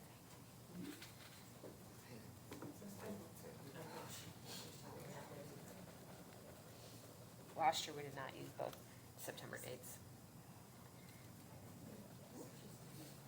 So by the 6th, we have to have everything done, essentially. Yep. Done. So do you wanna make that a long day or no? That's up to you guys. That's up to them. Like if you're scheduling your day out, I would assume This- plan for all A long day. day, another Right. long day. But you never know. Like I would plan on I'm it. here at your mercy, so. We may be done by 10:30, I But, think last yeah. year. but I would plan That, on no, all the day. last day we were here for, I think we went to like 5. it was the last day we were here to the 11th hour almost, trying to get it done. All right, that works.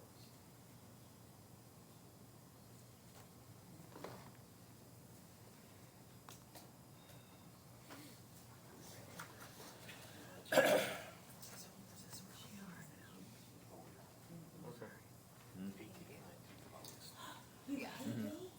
And then 9th and 10th in September. Are we good there with dates? Yes. All right, additional requests, auditor longevity fund. So the first one is, the additional for the longevity that you guys approved last budget. We paid it out on the pay for 2/20, so I need you to retro back to 2/20. And those funds came from the reserve, cash reserve, so it's not a true additional, but since it's payroll, it needs to be approved by council. So we just need to make it retroactive to, To 2/20/26. That, And Oh, remember, it was large this year, oh, due to it's the fact because that it's, we caught oh, up don't we have to everybody that was open up here a- from Yes, that's 20 what I years to said. 30 years. Next year, I think we have Doesn't maybe it drop two down so you get to the like difference? $4,000. are there any other questions for the auditor? Okay, since this is an additional request, we will open it up for public comment on this time, at this time. If anybody wishes to be heard on this additional request, please approach the podium, state your name, address, business in the county. You'll have 2 minutes to speak with a 30-second warning. I'll wave this red folder so that you know when your 30 seconds have hit.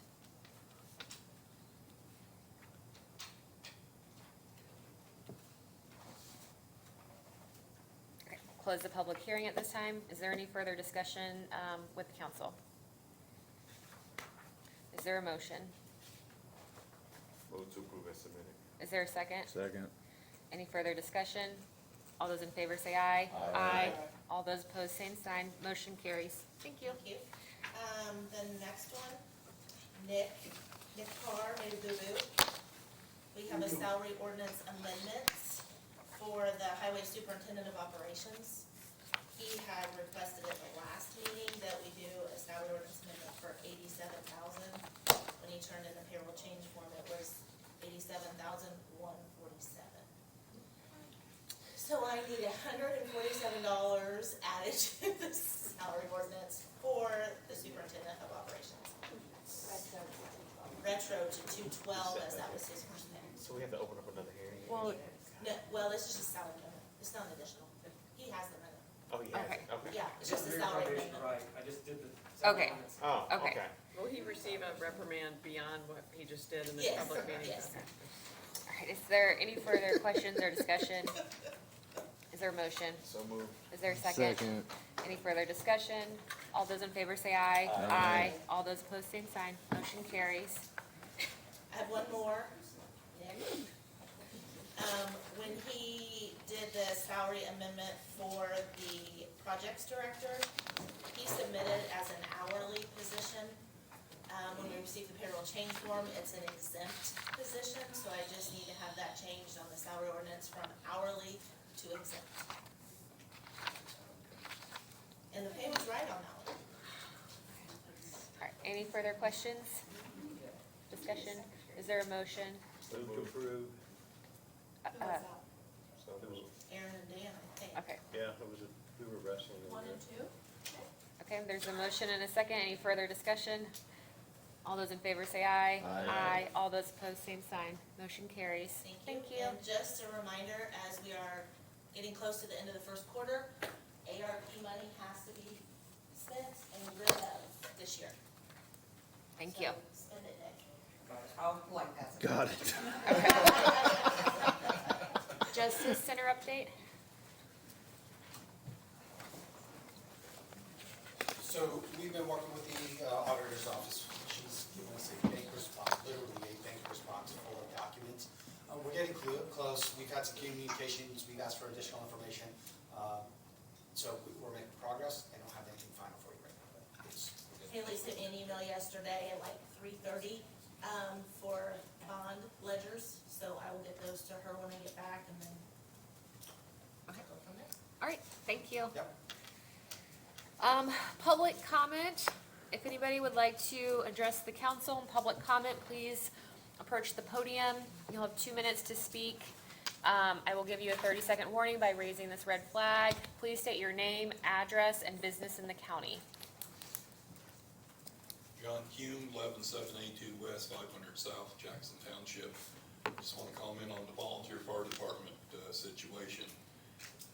Very familiar with Advance, and Jim Caldwell has done an outstanding job of making a great fire department in our area. I'm not as familiar with Jamestown, but the same thing, Sugar Creek is the same way, but, I feel like the growth that we've had in this county and that we're having, there's no reason that public safety should be a secondary consideration.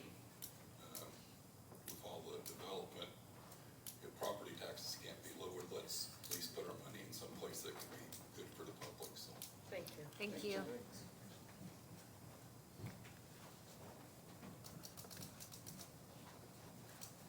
Debbie Crum, 2885 North, 150 West. I have these documents that were dropped off in my office for the council, but I'm not giving them to you as auditor of Boone County. They will be on the table if you want them. They were from We the People, so I'm not giving them on behalf of the county, but they're here if you want them. Okay, Thank you. thank you. Bye.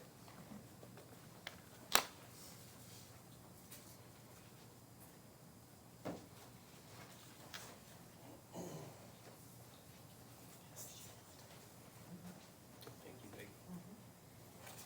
Thank you.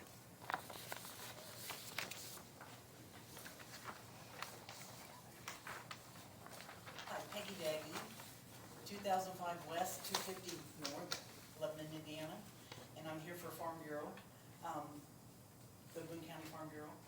As the flyers that I just gave you show that we are hosting a candidate forum for the contested positions, the top 6 contested positions for the primary. And that information is all on there. It'll be from 6 to 9:30, 9 or 9:30, 9. It'll probably go later, but anyway. On the April the 7th, that's a Tuesday night. And all of the candidates that are involved have been informed. They know that this is going on. They're well informed of it, and I hope everybody can attend. Thank you. Yeah, thank you. Will each Facilitating person that. have time to speak? Pardon? Will each candidate have time to speak? Yes, there will be an introductory time in the beginning, and then we'll probably gonna have 4 questions for each candidate.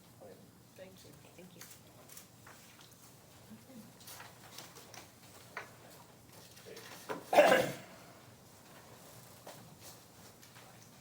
Vivi Ottinger, Boone County Recorder. I was wondering if you guys would consider changing your policy and maybe putting just a line in that says public or elected officials, because I just really feel like that if there's something we want to come up and talk to you about that's not on the agenda or wasn't necessarily an agenda item, I just feel like when we come up here during public speaking, we feel rushed, and it might be something that, I know you want me to be limited to 2 minutes, but some of the other ones might have some really good things to say.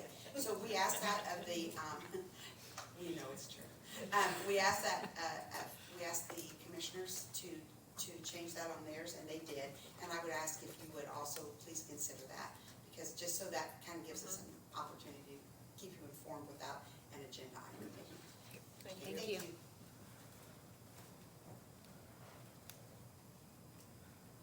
Not if you're all gonna get up and speak every meeting. Sorry. Lisa Bruder, Bedlawn, South Market Street, Thorntown, also Boone County Clerk. I just wanted to speak about, and nothing in a bad way towards Kim. I think she does a great job. That's not really true. I'm sure she does a great job. I really don't know why. But we keep giving people raises, and you have your you have us that are putting ourselves out there. I'm in a double contested race. I'm in the primary, hopefully, and I'm in the general. And we're putting ourselves out there. I'm constantly being criticized, how you do this, how you do this. And then you have people that are like, okay, well, you can have this raise, or you can. Yes, I signed on for the clerk's office, but I also signed on, I did not sign on for We the People, I did not sign on for paper ballots, I did not sign on for all this new stuff that keeps coming on. So I would like to say that. The second thing is, as an elected official, can we please, be strict on, if we're gonna speak salaries? Last year, everybody keeps coming over for all the different budgets. The reason they all come over is because there's always 1 or 2 that don't go by the rules. You guys say no salary discussion till the end. But then you have people come in and they bring up the salaries, they get ruled on, so then everybody wants to see what that is. If we're gonna go with no salaries till the end, let's stick with it, and I won't be here till the end. I'll come state my piece. I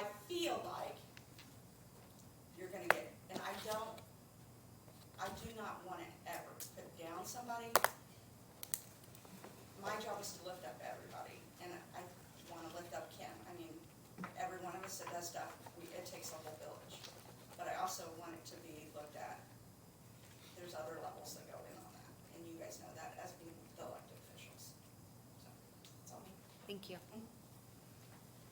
Can you stick around afterwards? Absolutely. We're popular today. Are you giving your report again? DPR 4255 North Hazel Ridge Road, Thorntown, Indiana. Not too far from where Lisa lives. I'm a resident. Speaking on the public comments, I'll speak on public comment from the last person that made a public comment. Might want to understand what we're talking about, so a little clarification on somebody's wages.